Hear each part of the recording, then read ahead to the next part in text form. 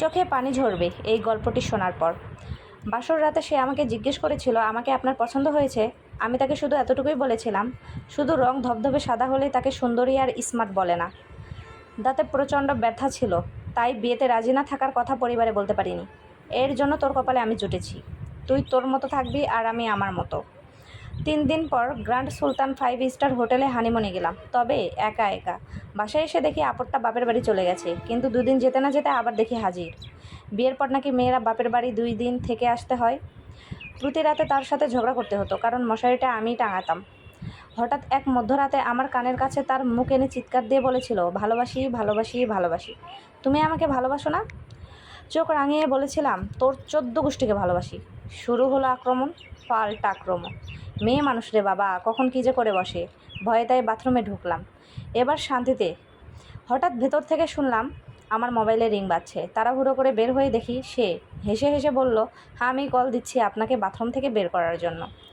আমি হাত জোট করে বললাম, তোর কাছে মাপ চাই বাবা, মাপ চাই। প্রাকৃতিক সৌন্দর্যের লীলাভূমি শ্রীমঙ্গলে গেলাম চা বাগান দেখতে। হঠাৎ তার কল পেলাম, এই শোনো, আমার জন্য 1 কেজি তাজা চা পাতা নিয়ে আসো। কিছু না বলেই লাইনটা কাটলাম, আর মনে মনে বললাম, এরকম একটা আনকালচার্ড মেয়ে আমার কপালেই জুটলো।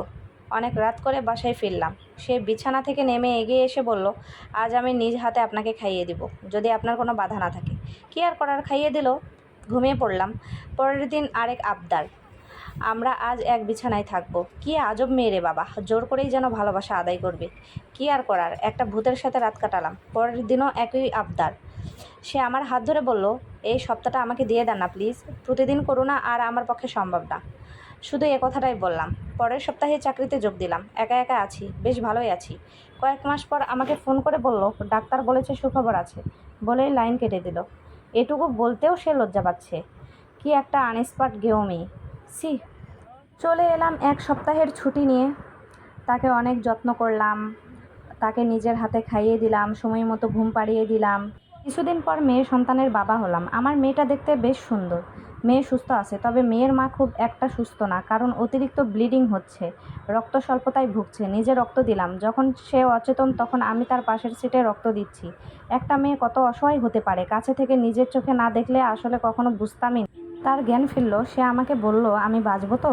বেঁচে থাকলে তোমার বুকে মাথা রেখে ঘুমাবার সুযোগ পাবো, দিবে আমায়?